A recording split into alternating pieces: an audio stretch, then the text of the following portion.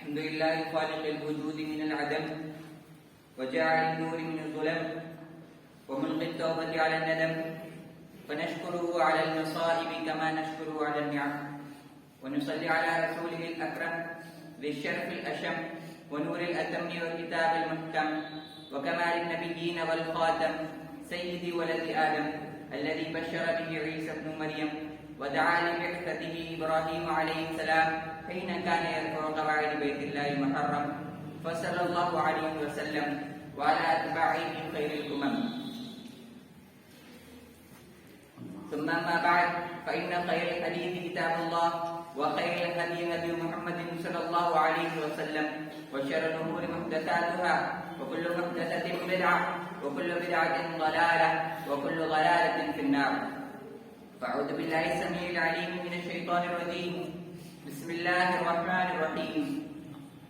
يا أيها الناس اتقوا ربكم الذي خلقكم من نفس واحدة وخلق منها زوجها وبث منهما رجالا كثيرا ونساء واتقوا الله الذي تساءلون به والأرحام إن الله كان عليكم رقيبا يا أيها الذين آمنوا اتقوا الله حق تقاته ولا تموتن إلا وأنتم مسلمون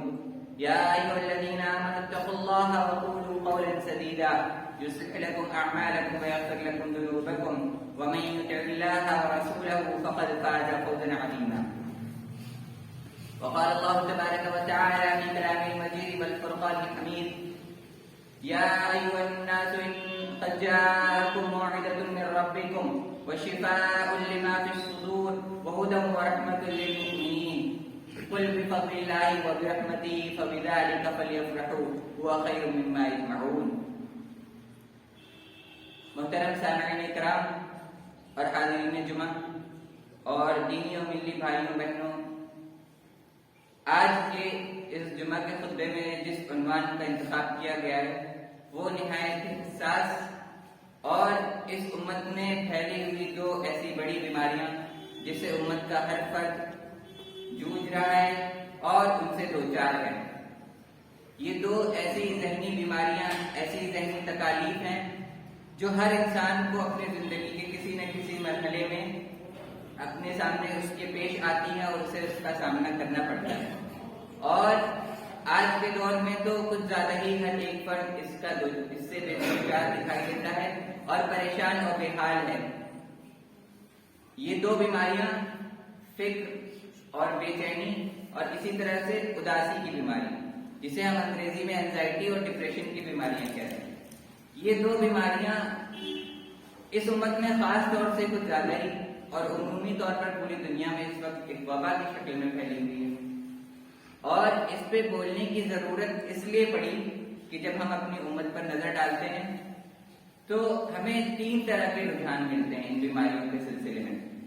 یعنی فکر، غم، اداسی، بے چینی، گھبراہٹ، یہ ساری چیزیں، یہ جو احساسات ہوتے ہیں ہمارے من میں، اس کو لے کر ہمیں تین طرح کے لوگ نظر آتے ہیں۔ پہلی قسم کے لوگ تو وہ جو انہیں بالکل نظر انداز کرتے ہیں اور کہتے ہیں کہ ایسا کچھ ہوتا ہی نہیں، یہ کمزور لوگوں کی علامت ہے، ایسا کچھ ہوتا ہی نہیں، اور یہ بس من کا وہم ہے اور اس طرح کی کوئی چیز وجود میں ہی نہیں ہے، اس طرح کی باتیں کرتے ہیں اور اسے نظر انداز کرتے ہیں، یہاں تک کہ یہ بیماریاں ان کے لیے وبال جان بن جاتی ہیں۔ دوسری طرف دوسرا رجحان ہمیں یہ دیکھنے کو ملتا ہے کہ ان بیماریوں کو لوگ سیریسلی تو لیتے ہیں، سنجیدگی سے تو لیتے ہیں، لیکن پھر اس کے سلسلے میں، اس کے علاج کے سلسلے میں یا اس سے نپٹنے کے سلسلے میں وہ اس حد تک چلے جاتے ہیں دنیا کے اسباب کو اختیار کرنے میں کہ شروعات تو دوائیاں کھانے سے ہوتی ہیں، بعد میں نشہ آور چیزیں بھی لینے لگ جاتے ہیں، اور اپنے اس تکلیف کو، اپنے اس غم کو بھلانے کے لیے وہ دنیا بھر کے منشیات کا استعمال اور دنیا بھر کی چیزیں کرتے ہیں، یہاں تک کہ ان کے اندر خود کو تکلیف پہنچانے اور خودکشی کرنے تک کے ارادے پیدا ہونے لگتے ہیں۔ یہ دوسرا رجحان ہے، اور یہ وہ لوگ ہیں جو قرآن مجید سے بالکل دور، قرآن مجید سے، اللہ رب العالمین کے پیغام سے اور نبی کریم صلی اللہ علیہ وسلم کی سنت سے دور ہیں، جو صرف دنیا کے ظاہری اسباب کو اختیار کرتے ہیں بیماریوں کے علاج میں، لہذا وہ بھی مصیبت میں مبتلا ہوتے ہیں۔ تیسرے وہ لوگ جن کی بیماریاں بہت شدید شکل اختیار کر رہی ہیں، لیکن وہ بس دعائیں کرتے ہیں اور دعائیں بھی مکمل طریقے سے نہیں، اور بس وہ یہ کہہ کر ہر بات کو ٹال دیتے ہیں کہ اللہ رب العالمین ٹھیک کر دے گا، حالانکہ اللہ رب العالمین نے خود انہیں فرمایا ہے کہ دنیا کے جو اسباب ہیں انہیں اختیار کرو، اگر ذہنی بیماریاں زیادہ تکلیفیں ہیں تو ڈاکٹر کے یہاں جاؤ اور ان کا علاج کراؤ، اگر راتوں میں نیند نہیں آ رہی تو دوائی لے سکتے ہیں، لیکن وہ لوگ دنیا کے اسباب کو بالکل حرام سمجھتے ہیں اور ان سے دوری بناتے ہیں۔ تو یہ جو تین الگ الگ قسم کے تشدد ہیں، تین الگ الگ قسم کا ایکسٹریمزم ہے ہماری امت میں، اسی کی وجہ سے اس موضوع پہ بولنے کی ضرورت پڑی۔ دنیا کے پس منظر سے تو ان چیزوں کو کسی حد تک کنٹرول کیا جا سکتا ہے، دوائیں کھا کر، تھراپیز لے کر اور دیگر چیزوں کے ذریعے آپ اسے مینٹین کر سکتے ہیں، لیکن ایک مسلمان ہونے کے ناطے ہمارے اوپر یہ فرض بنتا ہے کہ ہم اپنی ہر چیز، اپنی ہر پریشانی کا حل قرآن مجید میں اور نبی کریم صلی اللہ علیہ وسلم کی حیات طیبہ میں اور سنت مطہرہ میں تلاش کریں، کیونکہ اسلام ایک کوئی عام مذہبوں کی طرح ایک مذہب نہیں ہے صرف، بلکہ ایک مکمل نظام حیات ہے، ایک زندگی گزارنے کا مکمل طریقہ ہے، اور اس میں آپ کی چھوٹی سی چھوٹی چیز پر بھی رہنمائی کی گئی۔ ہم دیکھتے ہیں کہ ہمیں استنجا تک جانے تک کے اسلام نے رہنمائی کی کہ کس طرح بیٹھنا ہے، کس طرح دھلنا ہے، کون سی دعا پڑھ کے اندر جانا ہے، کون سی دعا پڑھ کے باہر آنا ہے۔ تو اتنی چھوٹی چھوٹی چیزوں پر جس اسلام نے ہماری رہنمائی کی ہو، کیا وہ اتنی بڑی پریشانی اور اتنی بڑی مصیبت پر ہماری رہنمائی نہیں کیا ہوگا؟ ضرور کیا ہے، لیکن ضرورت اس چیز کی ہے کہ ہم صحیح طور پر اسلام کو پڑھیں اور قرآن مجید میں اور نبی کریم صلی اللہ علیہ وسلم کی احادیث طیبہ میں ان کا حل تلاشیں۔ تو اسی کی طرف اشارہ کرنے کے لیے آج کے جمعے میں کوشش کی جائے گی۔ سب سے پہلے تو ہم دیکھتے ہیں کہ یہ جو دو بیماریاں ہیں ہم سمجھنے کی کوشش کرتے ہیں۔ پہلی چیز فکر اور گھبراہٹ اور بے چینی، یہ تب ہوتی ہے جب آپ کو آنے والے وقت یعنی مستقبل کو لے کر یہ چیزیں ہوں، آپ کے من میں فکر ہوگی کل کیا ہوگا، یا آپ کے زندگی کے جو مختلف مراحل ہیں، یعنی جو چھوٹے بچے ہیں وہ تعلیم کو لے کر فکر اور بے چینی اور گھبراہٹ میں مبتلا ہیں کہ ہماری پڑھائی کا کیا ہوگا، آگے ہمارا کہاں داخلہ ہوگا، ہماری پڑھائی کیسی ہوگی، رزلٹ کیسے آئیں گے۔ اسی طرح سے جو بڑے ہیں وہ کام کاج اور کمائی اور اسی طرح سے شادی اور دنیا کے جو دیگر مراحل ہوتے ہیں انسان کی زندگی میں، جیسے جیسے وہ بڑا ہوتا جاتا ہے تو جیسے جیسے ایک مرحلہ طے ہوتا ہے، اگلے مرحلے کی فکر اور اگلے مرحلے کو لے کر بے چینی اور گھبراہٹ اس کے من میں پیدا ہو جاتی ہے کہ اب آگے کیا ہوگا۔ ہمیں اگلے دن کی بھی فکر رہتی ہے کہ کل کیا ہوگا، کل ہمارا دن کیسا رہے گا، اور ہر وقت ہم اس فکر میں مبتلا رہتے ہیں۔ کچھ لوگ عام طور پر اس میں مبتلا ہوتے ہیں جیسا کہ ہر انسان ہوتا ہے، کچھ لوگ فکر، گھبراہٹ اور بے چینی میں اتنا زیادہ مبتلا ہوتے ہیں کہ ان کو رات میں نیندیں آنا مشکل ہے، ان کے لیے کھانا کھانا دشوار ہے، وہ کھانا بھی نہیں کھا پا رہے، اور اس طرح سے ان کے روزمرہ کے تمام کام کرنا ہو چکے ہوتے ہیں، اور وہ اپنے ہی جسم میں ایک قید محسوس کرتے ہیں، اور وہ بے چینی اور گھبراہٹ میں آ کر ان کا دماغ بھی کام کرنا بند کر جاتا ہے، اور ایک وقت تک آ کر انہیں یہ بھی احساس نہیں ہوتا ہے کہ وہ کیا قدم اٹھا رہے ہیں، یعنی وہ بالکل بے حس اور سن ہو جاتے ہیں جسے ہم کہتے ہیں۔ اور یہ گھبراہٹ اور بے چینی اور فکر جو ہے یہ دو قسم کی ہوتی ہے۔ اگر ہم اسلام کے نظریے سے اسے دیکھیں، اسلام کے پوائنٹ آف ویو سے دیکھیں تو دو طرح سے ہے۔ ایک تو آخرت کو لے کر فکر، بے چینی اور گھبراہٹ، آخرت میں ہمارا انجام کیا ہوگا، ہمارے گناہ بہت زیادہ ہیں، اللہ رب العالمین ہمارے ساتھ کیا حشر کرے گا، ایک یہ والی فکر بے چینی، قبر کو لے کر، اپنے قبر کے عذاب کو لے کر، اپنے قبر کے حساب و کتاب کو لے کر بے چینی اور گھبراہٹ۔ دوسری دنیا کی چیزوں کو لے کر، دنیا کے معاملات، دنیا کی چیزیں، دنیا کی زندگی، دنیا کے کام کاج اور دنیا کی ذمہ داریوں کو لے کر جو فکر اور بے چینی ہے، اور دنیا کو جمع کرنے کی، مال و دولت جمع کرنے کی جو بے چینی اور گھبراہٹ ہے۔ یہ سب سے پہلے جو آخرت کو لے کر بے چینی اور گھبراہٹ ہے، اس کے بارے میں ہم دیکھتے ہیں۔ انس رضی اللہ عنہ کی حدیث ہے، صحیح بخاری کی حدیث نمبر 1034 اور صحیح مسلم میں 2084 نمبر پہ انس رضی اللہ عنہ روایت کرتے ہیں کہ جب بھی کوئی سخت ہوا چلتی، آندھی کی شکل کی، تو نبی کریم صلی اللہ علیہ وسلم کے چہرے پر گھبراہٹ اور فکر کے نشان ظاہر ہو جاتے ہیں، اس وجہ سے کہ نبی کریم صلی اللہ علیہ وسلم کو اس بات کی فکر ہوتی تھی کہیں اللہ رب العالمین کا عذاب تو نہیں، کہیں اللہ رب العالمین کی نشانی تو نہیں، جس طرح اللہ رب العالمین نے پہلے کی قوموں کو تیز ہواؤں کے ذریعے تباہ و برباد کیا۔ قوم عاد کو اللہ رب العالمین نے اس قدر تیز آندھی بھیجی کہ ان کی پوری بستی الٹ کر رہ گئی، اس لیے نبی کریم صلی اللہ علیہ وسلم کے چہرے پر فکر اور گھبراہٹ کے نشانات ظاہر ہو جاتے تھے جب بھی اللہ رب العالمین کی قدرت میں کوئی ایسی تبدیلی ہوتی تھی۔ اسی طرح سے صحیح مسلم کی حدیث 2117 नंबर की। अबू मूसा रज़ियल्लाहु अन्हु रिवायत करते हैं कि जब सूरज को ग्रहण लगा तो नबी करीम सल्लल्लाहु अलैहि वसल्लम फौरन घबराते हुए उठे और नबी करीम सल्लल्लाहु अलैहि वसल्लम को ऐसा गुमान हुआ कि गोया क़यामत आ गई हो, गोया वो वक्त आ गया जिसका अल्लाह रब्बुल आलमीन ने वादा किया। फौरन नबी करीम सल्लल्लाहु अलैहि वसल्लम मस्जिद में आए और नमाज पढ़ानी शुरू की। बहुत लंबा क़याम किया, बहुत लंबा रुकू किया और बहुत लंबा सजदा किया।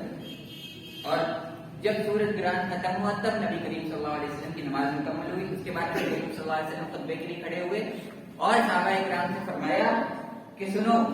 ये जो निशानियां हैं अल्लाह रब्बुल आलमीन की कि सूरज को ग्रहण लग जाना, चांद को ग्रहण लग जाना, ये किसी की मौत और जिंदगी से नहीं होता, किसी के मर जाने से और किसी के पैदा होने से ये चीजें नहीं होती, बल्कि अल्लाह रब्बुल आलमीन की निशानियां हैं जो वो अपने बंदों पर भेजता है ताकि उनके मन में डर पैदा हो, ताकि वो जो दुनिया की जिंदगी में मुब्तला हो गए हैं वो लौट कर वापस आ जाए अल्लाह रब्बुल आलमीन की तरफ, थोड़ा उनके मन में एहसास पैदा हो जाए। इसलिए जब भी तुम इस तरह की चीजें देखो, यानी सूरज ग्रहण देखो, चांद ग्रहण देखो या आंधी तूफान देखो, कोई भी मुसीबत और वबा देखो, तो फौरन अल्लाह रब्बुल आलमीन की याद की तरफ दौड़ो, नमाज की तरफ दौड़ो और अल्लाह रब्बुल आलमीन को पुकारो और उससे मग़फ़िरत चाहो। इसी तरह से नबी करीम सल्लल्लाहु अलैहि वसल्लम ने फरमाया, सही बुखारी की हदीस 6308 नंबर की, कि एक मोमिन, एक ईमान वाला शख्स अपने गुनाहों को इस तरह देखता है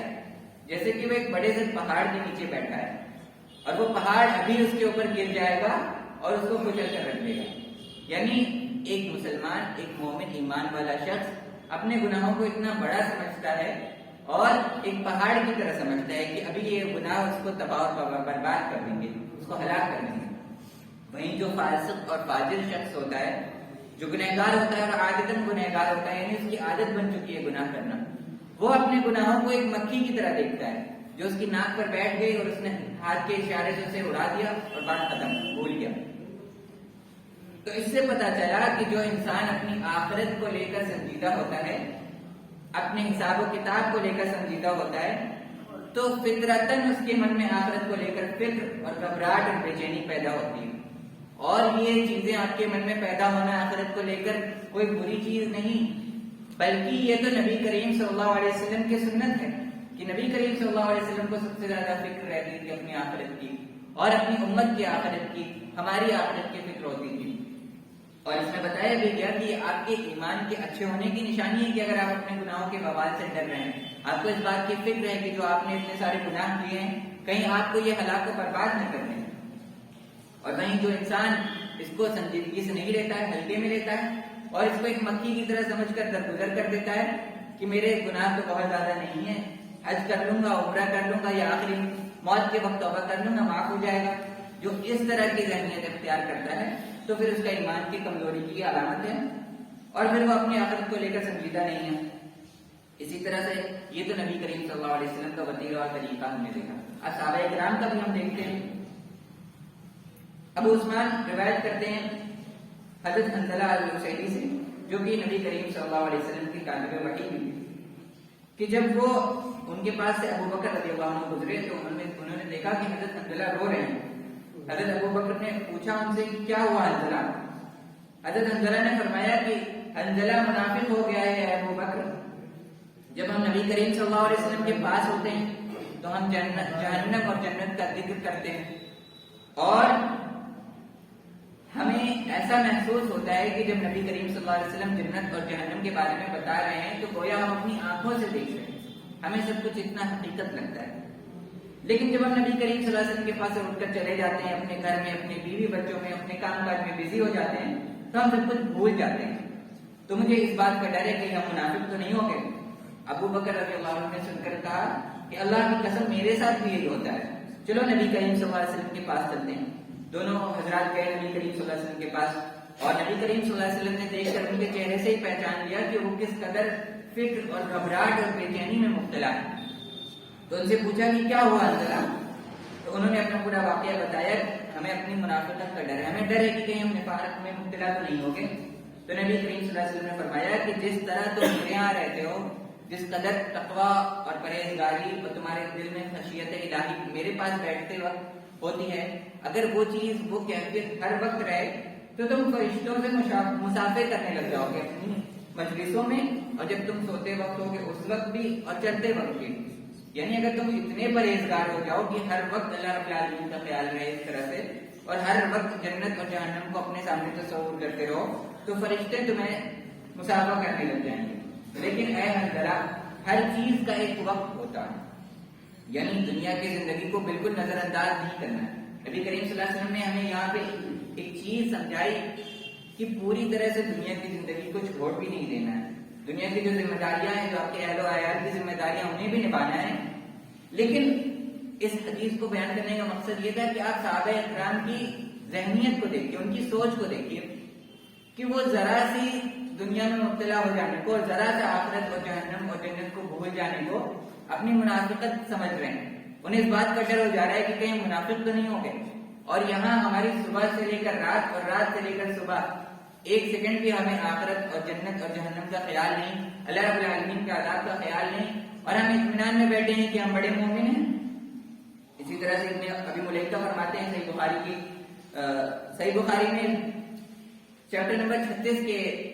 ضمن میں ان کا ایک قول ذکر ہے. امام بخاری ان کا قول ذکر کرتے ہیں کہ ابن ابی ملیکہ نے فرمایا کہ میں نبی کریم صلی اللہ علیہ وسلم کے 30 صحابہ کرام سے ملا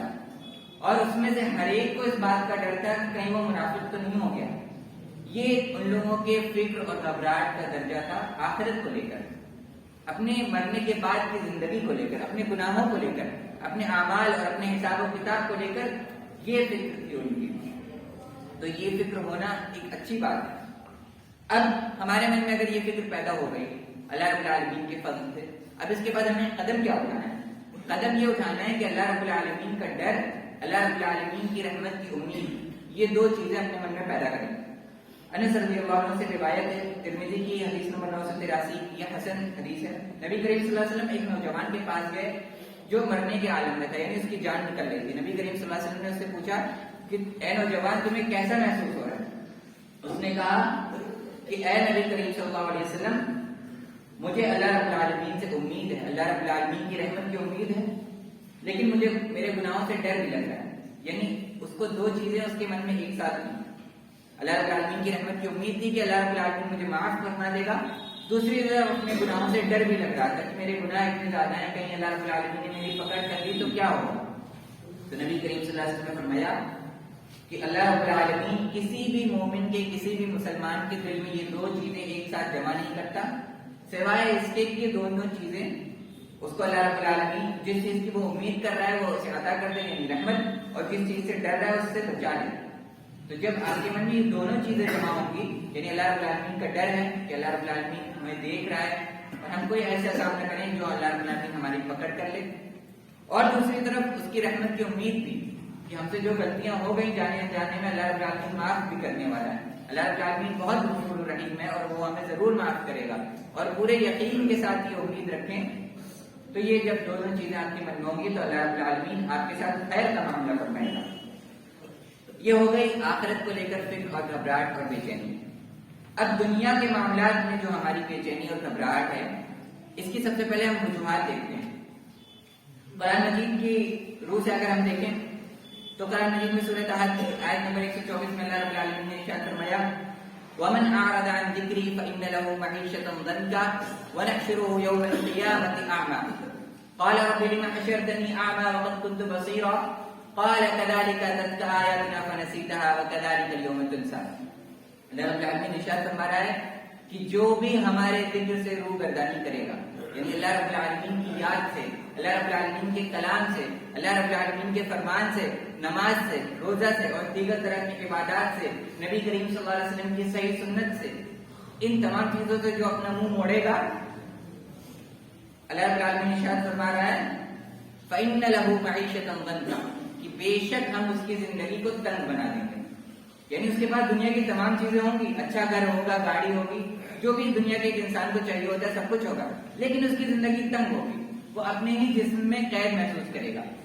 ڈپریشن کا شکار ہو جائے گا, اینزائٹی کا شکار ہو جائے گا. سب کچھ ہونے کے باوجود بھی اس کے پاس کچھ نہیں ہوگا, اس کے پاس دل کا سکون نہیں ہوگا. کیوں؟ کیونکہ اس نے اللہ رب العالمین کے پیغام سے منہ موڑا. اور یہ چیز اللہ رب العالمین کہہ رہا ہے کہ یقیناً ہم اس کے اوپر مسلط کر دیں گے, اس کی زندگی کو ہم تنگ بنا دیں گے. وَنَحْشُرُهُ يَوْمَ الْقِيَامَةِ أَعْمَى اور آخرت کے دن ہم اسے اندھا کر کے اٹھائیں گے. یعنی دنیا میں اس کے پاس آنکھیں تھیں لیکن جب قیامت میں وہ اٹھے گا قبر سے نکلے گا تو وہ اندھا ہوگا. کہے گا اللہ رب العالمین سے قال رب لم حشرتنی اعمى وقد كنت بصيرا، اے اللہ تو نے مجھے اندھا کیوں کر دیا، میں تو دنیا میں دیکھتا تھا اچھا خاصا. اللہ رب العالمین سے یاد دلائے گا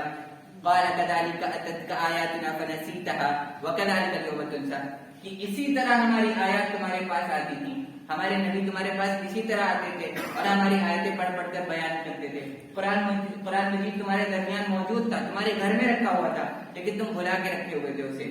جس طرح سے آج ہم نے تمہیں بھلا دیا ہے، تم نے جس طرح سے ہمارے ذکر کو، ہمارے قرآن مجید کو، ہمارے اسلام کو دنیا میں بلایا تو آخرت میں بھی ہم نے تم نے بلا دیا. دنیا میں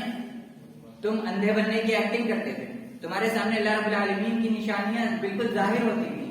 سنوريهم آیاتنا فی الآفاق وفی انفسهم حتی یتبین لهم انہ الحق، کہ اللہ رب العالمین نے تمہاری جانوں میں اور آسمانوں میں اور تمام جگہ جہاں بھی تم نظر ڈالتے تھے اپنی نشانیوں کو رکھا تھا لیکن تم اندھے بن جاتے تھے، تو اب ہم نے تمہیں سچ میں اندھا کر دیا. اور اللہ رب العالمین کا یہی طریقہ ہے کہ جو اللہ رب العالمین کی سنت سے، اللہ رب العالمین کے ذکر سے منہ موڑتا ہے اس کے ساتھ یہی ہوتا ہے. اسی طرح سے دنیا کی فکر، گھبراہٹ اور بے چینی اور اینزائٹی کی ایک اور وجہ یہ بھی ہے جسے سورہ رات کی آیت نمبر 28 میں اللہ رب العالمین نے ذکر کیا، الذین آمنوا وتطمئن قلوبهم بذکر اللہ الا بذکر اللہ تطمئن القلوب، کہ جو لوگ ایمان لاتے ہیں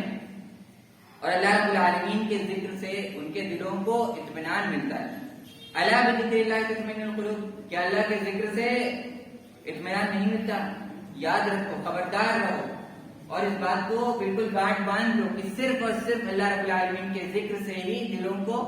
حقیقی طور پر اطمینان مل سکتا ہے. اب اس پہ ہم اپنے اوپر نظر ڈالیں کہ کیا ہم نے اپنے دل کے اطمینان کو قرآن مجید سے جوڑا ہے یا دنیا کی چیزوں سے جوڑا ہے؟ ہمیں کیا قرآن مجید کو پڑھنے میں اطمینان ملتا ہے؟ بے چینی ہونے لگتی ہے، ایسا لگنے لگتا ہے کہ جیسے اس کے اوپر کوئی بوجھ ہو جب قرآن مجید اس کے سامنے بیان کیا جائے. اور دنیا کی دیگر چیزوں میں، میوزک میں اور دیگر چیزوں میں ہم نے اپنے اطمینان کو تلاشا اور وہاں بھی اطمینان مل نہیں رہا ہے. ہم نشہ لے رہے ہیں، ہم تمام چیزیں کر رہے ہیں لیکن اطمینان مل نہیں رہا ہے. کیوں؟ کیونکہ جو حقیقی اطمینان کی جگہ تھی اسے ہم نے پس پش ڈال دیا اور ہم یہ بھول گئے کہ دل کا جو اطمینان ہے، دل کا جو سکون ہے وہ صرف اور صرف اللہ رب العالمین کے ذکر میں ہی ہے. اسے کہیں بھی اور آپ تلاش کریں گے آپ کو نہیں ملے گا، رسوائی کے علاوہ کچھ بھی ہاتھ نہیں لگے گا. اسی طرح سے جو ہمارے دل کی کیفیت ہے اسے اللہ رب العالمین بیان کر رہا ہے سورہ انعام کی آیت نمبر 125 میں، فَمَن يُرِدِ اللَّهُ أَن يَهْدِيَهُ وَيَشْرَحْ صَدْرَهُ لِلْإِسْلَامِ، کہ اللہ رب العالمین جس کے ساتھ ارادہ کرتا ہے کہ اسے ہدایت دے اس کے سینے کو اسلام کے لیے کھول دیتا ہے، یعنی اسے اسلام اچھا لگنے لگتا ہے، اسے دین کا علم حاصل کرنے میں مزہ آنے لگتا ہے اور اس کا سینہ وسیع ہو جاتا ہے اسلام کے لیے. وہیں دوسری طرف وَمَن يُرِدْ أَن يُضِلَّهُ يَجْعَلْ صَدْرَهُ ضَيِّقًا حَرَجًا كَأَنَّمَا يَصْعَدُ فِي السَّمَاءِ، کہ اللہ رب العالمین جس کے ساتھ ارادہ کرتے اسے گمراہ کرنے کا، یعنی جو انسان گمراہی میں چلا جاتا ہے اور اللہ رب العالمین کی لعنت اس پر مسلط ہو جاتی ہے، اس کی کیفیت دیکھیے کیا ہوتی ہے. یہ جو صدرہ ضیقا، اللہ رب العالمین اس کے سینے کو تنگ کر دیتا ہے، یعنی جسم تو ایسا ہی ہے لیکن اندر سے ایسا محسوس ہوتا ہے جیسے کسی نے کس کر باندھ دیا ہو اس کے دل کو، سانس نہیں آ رہی ہوتی. حرجا کانما یصعد فی السماء، ایسا لگ رہا ہوتا ہے کہ کسی نے اس کو اٹھا کر آسمان میں اٹھا لیا ہے. آپ نے پڑھا ہوگا کہ جب آسمان میں انسان اونچائیوں کی طرف بڑھتا جاتا ہے تو آکسیجن کی کمی ہونے لگتی ہے، ہائپوکسیا ہونے لگتا ہے، یعنی انسان کو سانس نہیں آتی، اس کا سینہ تنگ ہونے لگتا ہے. تو اللہ رب العالمین یہ ان لوگوں کی کیفیت بتا رہا ہے جو قرآن مجید سے بھاگتے ہیں کہ جب قرآن ان کے سامنے پڑھا جاتا ہے تو ان کا سینہ ایسے ہو جاتا ہے کہ جیسے انہیں کسی نے آسمان تک اٹھا دیا ہو، انہیں سانس ہی نہیں آتی، ان کی حالت خراب ہونے لگتی ہے. کذالک یجعل اللہ الرجال الذین لا یؤمنون، اللہ رب العالمین اسی طرح جو لوگ ایمان نہیں لاتے ہیں، اللہ رب العالمین کے ذکر سے منہ پھیرتے ہیں، اسی طرح ان کے من میں گندگی بھر دیتا ہے. یعنی یہ جو بیماریاں ہیں، اینزائٹی اور ڈپریشن، اللہ رب العالمین آپ کے اوپر مسلط کیوں کرتا ہے؟ کیونکہ اللہ رب العالمین کے ذکر کو آپ نے بھلا دیا. اسی طرح سے اس کا علاج بھی اللہ رب العالمین نے بتایا، انما المؤمنون الذين اذا ذكر الله وجلت قلوبهم واذا تليت عليهم آياته زادتهم ایمانا وعلى ربهم يتوکلون، سورہ انفال کی آیت نمبر 2 میں کہ مومنین حقیقت میں تو وہ ہیں کہ جب اللہ رب العالمین کا ان کے سامنے ذکر کیا جاتا ہے تو ان کے دل خوش ہو جاتے ہیں، بالکل روشن ہو جاتے ہیں، اور جب اللہ رب العالمین کی آیتیں ان پر تلاوت کی جاتی ہیں تو ان کا ایمان بڑھ جاتا ہے، خوش ہو جاتے ہیں، ان کا روم روم خوش ہو جاتا ہے. ان کے جو روئے ہیں وہ کھڑے ہو جاتے ہیں, وہ بالکل خوشی میں اچھلنے لگتے ہیں کہ اللہ رب العالمین کا قرآن بیان ہو رہا ہے, اللہ رب العالمین کی آیات بیان ہو رہی ہیں, اور ان کو اپنے اندر سے ایسا محسوس ہوتا ہے کہ ان کا ایمان بڑھ رہا ہے. تو جب تک یہ صفات ہمارے من میں نہیں آئیں گی, ہمارے اندر نہیں آئیں گی, تو یہ دنیا کی فکر, یہ دنیا کی بے چینی اور گھبراہٹ اور انزائٹی ہمارے من سے نہیں نکل سکتی. اسی طرح سے اس دنیا کی حقیقت کو جاننا بھی بہت ضروری ہے ہمارے لیے, کہ جس دنیا میں ہم اتنا زیادہ مبتلا ہیں اور جس دنیا کے لیے اتنا زیادہ پریشان ہیں کہ ہمیں راتوں میں نیند نہیں آ رہی, دوا کھانے کے بعد بھی نہیں آ رہی نیند, اس کی حقیقت کیا ہے؟ اس کی حقیقت نبی کریم صلی اللہ علیہ وسلم نے ترمذی کی حدیث 2323 نمبر کی صحیح حدیث, نبی کریم صلی اللہ علیہ وسلم نے ارشاد فرمایا کہ یہ دنیا آخرت کے مقابلے میں ایسے ہے جیسے تم سمندر میں اپنی ایک انگلی ڈالو اور انگلی نکالو, انگلی پہ کیا بچتا ہے؟ چند قطرے پانی کے لگے ہوئے, آپ کی ذرا سے انگلی بھیگ گئی. تو یہ دنیا کی زندگی بس ایسے ہی ہے سمندر کے مقابلے میں, آخرت کے مقابلے میں. اللہ رب العالمین نے سورہ اعلیٰ میں بھی فرمایا بل تؤثرون الحیات الدنیا والآخرۃ خیر وابقی ان ھذا لفی الصحف الاولی صحف ابراہیم وموسیٰ, کہ بلکہ تمہیں تو یہ سب بتانے کے باوجود بھی تم دنیا کی زندگی کو ترجیح دیتے ہو, اسے پرائیورٹی دیتے ہو, حالانکہ آخرت ہی زیادہ بہتر ہے اور ہمیشہ باقی رہنے والی ہے. یعنی آخرت بہتر تو ہے ہی اس دنیا کی زندگی سے, اور ہمیشہ باقی بھی رہنے والی ہے. اس دنیا میں آپ کو کتنی بھی نعمتیں مل جائیں, آپ پوری دنیا جمع کر لیں, آپ کو اس پورے پلانٹ ارتھ کا مالک بھی بنا دیا جائے, کب تک ہے نا, 70 سال 80 سال, موت تو آنی ہے نا. تو آخرت کی تیاری ہم کیوں نہ کریں جو ہمیشہ ہمیشہ باقی رہنے والی ہے, جہاں پر کبھی موت نہیں آنے والی, اور پھر جو بھی آپ کا انجام ہوگا وہ ہمیشہ ہمیشہ کے لیے ہوگا. یعنی اگر آپ جہنم میں گئے تو ہمیشہ ہمیشہ, یا اگر اللہ رب العالمین نے کچھ وقفے کے لیے بھی ڈالا تو وہاں تو کچھ وقفہ یہاں کے ہزاروں سال کے برابر ہے, اور جنت میں گئے تو ہمیشہ ہمیشہ جنت میں رہنا. تو وہاں کی زندگی کو ترجیح دینی ہے, وہاں کے حساب و کتاب کو ترجیح دینی ہے, تب دیکھیں گے کہ آپ کی دنیا کی جو فکر, جو بے چینی اور گھبراہٹ اور اینزائٹی ہے, یہ کیسے خود بخود غائب ہو جاتی ہے. اسی طرح سے اللہ رب العالمین پر بھروسہ رکھنا اور اللہ رب العالمین پر توکل کرنا کہ اللہ رب العالمین ہی دنیا کو چلانے والا ہے, دنیا کے اسباب کو پیدا کرنے والا اللہ رب العالمین ہی ہے, مسبب الاسباب اللہ رب العالمین. ہم دوائیں کھا رہے ہیں لیکن دواؤں سے شفا نہیں ہوتی, شفا دینے والا اللہ رب العالمین ہے. جب یہ یقین پیدا ہوگا دل میں, اور اپنے تمام معاملات میں ہمیں اس بات کا یقین ہوگا کہ ہمارے ساتھ چاہے اچھا ہو رہا ہے چاہے برا, اللہ رب العالمین ہمارے ساتھ جو کر رہا ہے بہتر ہی کر رہا ہے اور ہم اس پر راضی ہیں, تو پھر ہمارے من سے یہ گھبراہٹ اور بے چینیاں نکلیں گی. اسی طرح سے اس بات کو ہمیشہ یاد رکھیں کہ ایمان والوں کا ہمیشہ امتحان ہوتا ہے, ہر کسی کا امتحان ہوتا ہے. اللہ رب العالمین نے سب کے لیے کامن فرمایا سورہ بقرہ میں وَلَنَبْلُوَنَّكُمْ بِشَيْءٍ مِّنَ الْخَوْفِ وَالْجُوعِ وَنَقْصٍ مِّنَ الْأَمْوَالِ وَالْأَنفُسِ وَالثَّمَرَاتِ وَبَشِّرِ الصَّابِرِينَ الَّذِينَ إِذَا أَصَابَتْهُمْ مُصِيبَةٌ قَالُوا إِنَّا لِلَّهِ وَإِنَّا إِلَيْهِ رَاجِعُونَ. یاد رکھو یقیناً ہم تم میں سے ہر ایک کو آزمائیں گے بھوک سے اور خوف سے, ڈر سے, گھبراہٹ اور بے چینی سے, وَنَقْصٍ مِّنَ الْأَمْوَالِ وَالْأَنفُسِ وَالثَّمَرَاتِ, مال میں کمی ہو جائے گی, کبھی آپ کو بزنس میں گھاٹا ہو جائے گا, آپ کی اچھی خاصی جاب چلی جائے گی,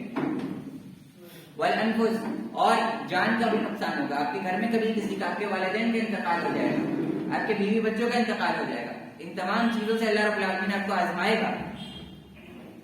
والثمرات, اور کھیتی اور آپ کے جو پھل اور باغات وغیرہ ہیں, دنیا کی جتنی بھی چیزیں ہیں جن سے آپ فائدہ اٹھاتے ہیں ان میں نقصان ہوگا, اور ان تمام نقصانات سے اللہ رب العالمین آپ کو آزمائے گا کہ آپ کتنے زیادہ جمے رہنے والے ہیں, کتنے زیادہ ایمان والے ہیں. اور اللہ رب العالمین آگے فرما رہا ہے وَبَشِّرِ الصَّابِرِينَ, صبر کرنے والوں کو خوشخبری سنا دو. کیا خوشخبری؟ کن لوگوں کو خوشخبری؟ کون ہے صبر کرنے والے؟ الَّذِينَ إِذَا أَصَابَتْهُمْ مُصِيبَةٌ, کہ جن لوگوں کو جیسے ہی مصیبت آتی ہے, جیسے ہی ان کے اوپر کوئی پریشانی آتی ہے, قَالُوا إِنَّا لِلَّهِ وَإِنَّا إِلَيْهِ رَاجِعُونَ, وہ فوراً کہتے ہیں کہ ہم اللہ رب العالمین کی طرف سے آئے تھے, اسی کی طرف لوٹ جانا ہے. تو اپنے من میں یہ چیز پیدا کرنی ہے دنیا کی مشاکل کو لے کر, دنیا کی پریشانیوں کو لے کر, کہ جس طرح ہم اللہ کی طرف سے آئے اور اس کی طرف لوٹ کر چلے جائیں گے, اسی طرح یہ مصیبت بھی اللہ کی طرف سے آئی, اسی کی طرف لوٹ کر چلی جائے گی. وقت بہت تنگ ہے اور تمام باتیں اس میں بیان نہیں ہو سکتی, کیونکہ یہ موضوع اس بات کا درکار ہے کہ اس پہ 3-4 دن کی ورک شاپ کی جائے, اور ایک جمعے کے خطبے میں ساری باتیں سمیٹنا مشکل ہے, لہذا میں اپنی باتوں کو سمیٹوں گا. آخر میں یہ بھی یاد رکھیں کہ نبی کریم صلی اللہ علیہ وسلم نے صحیح مسلم کی حدیث 7500 میں بیان فرمایا, 7500 میں, کہ مومن کا معاملہ کتنا ہی اچھا ہے, کتنا ہی خوبصورت معاملہ ہے اس کا, اس کے تمام کے تمام معاملات، اس کی تمام کی تمام چیزیں کتنی اچھی ہوتی ہیں. اگر اس کے ساتھ کچھ اچھا ہوتا ہے تو وہ شکر ادا کرتا ہے اور اللہ رب العالمین اس کو مزید عطا فرماتا ہے، اور یہ اس کے لیے اچھا ہوتا ہے کیونکہ وہ شکر ادا کرے گا تو اس کو عبادت کا بھی ثواب ملتا ہے. اسی طرح سے جب اس کے ساتھ کچھ تکلیف دہ ہو جاتا ہے، کوئی پریشانی اور مصیبت آ جاتی ہے، تب اس پر وہ صبر کرتا ہے، اور یہ بھی اس کے لیے بہتر ہوتا ہے کیونکہ آپ نے مشکل اور پریشانی پہ صبر کیا تو اس کا بھی ثواب ملا آپ کو.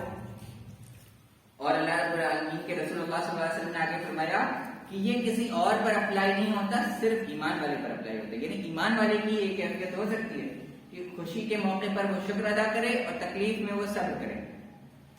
ہم اور آپ اپنی زندگی پہ نظر ڈالیں، خوشی جب ہمیں بے انتہا خوشی مل جاتی ہے، بہت سارا پیسہ مل جاتا ہے، یا جو ہم چاہ رہے ہوتے ہیں وہ مل جاتا ہے، یا جو ہمارے گمان میں بھی نہیں ہوتا وہ مل جاتا ہے، تو ہم سب کچھ بھول جاتے ہیں، بالکل مست مگن ہو جاتے ہیں دنیا میں. وہیں دوسری طرف پریشانی آ جائے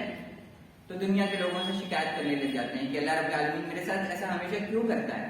میرے ہی ساتھ کیوں ہوتا ہے، ہمیشہ ساری پریشانیاں میرے ہی پیچھے کیوں لگی ہیں. اس طرح سے ہم شکایت کرنے لگتے ہیں اور اپنی زبان دراز کرتے ہیں. حالانکہ ایمان والے کا نبی کریم صلی اللہ علیہ وسلم نے وسیلہ بتایا کہ وہ پریشانی میں بھی صبر کرتا ہے، یعنی اچھائی میں بھی اس کے لیے خیر، تکلیف میں بھی اس کے لیے خیر، اس کے لیے ون ون سچویشن ہے. نبی کریم صلی اللہ علیہ وسلم نے فرمایا ہر حال میں اس کے لیے خیر ہے. تو جب ہم یہ چیز اپنے من میں پیدا کریں گے تبھی یہ دنیا کی جو بیماریاں ہیں، جو مینٹل النیسز ہیں، جو گھبراہٹ اور بے چینی اور فکر ہے، ہمارے من سے دور ہوگی. اسی طرح سے نبی کریم صلی اللہ علیہ وسلم نے بہت ساری دعائیں بھی ہمیں سکھائی جو دعاؤں کی کتابوں میں آپ کو مل جائیں گی. یہاں پہ کتابیں رکھ کے دھول کھا رہی ہیں، لیکن کسی کو توفیق ہو تب نا. تمام بیماریوں کے علاج قرآن مجید میں دعاؤں کی کتاب میں موجود ہے، لیکن کوئی پڑھے تب نا. ہزاروں روپے کی ہم دوائیں لے لیں گے، تھراپیز لے لیں گے، سب کچھ کر لیں گے، لیکن قرآن مجید کی طرف نہیں آئیں گے. اور پھر جب ہم یہ چیز نہیں کر رہے، ہم نہ نمازوں کے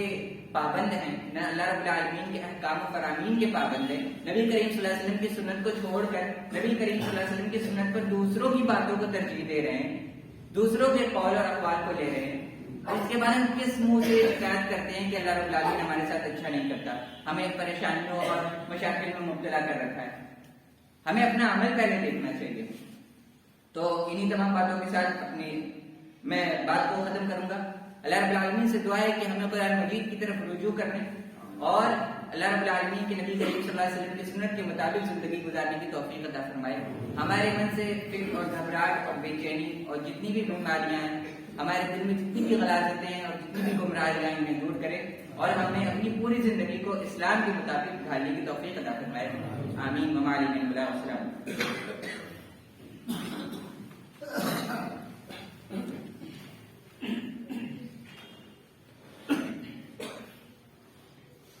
إن الحمد لله نحمده ونستعينه ونستغفره ونؤمن به ونتوكل عليه ونعوذ بالله من شرور أنفسنا ومن سيئات أعمالنا من يهده الله فلا مضل له ومن يضلل فلا هادي له ونشهد أن لا إله إلا الله وحده لا شريك له ونشهد أن محمدا عبده ورسوله.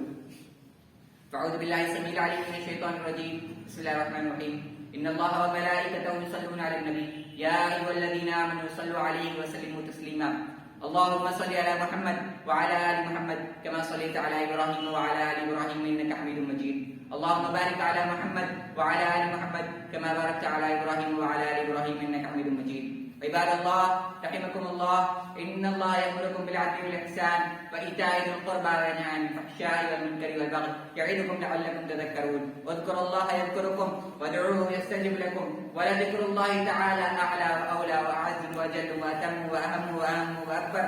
والله يعلم ما تصنعون. واقيموا الصلاة.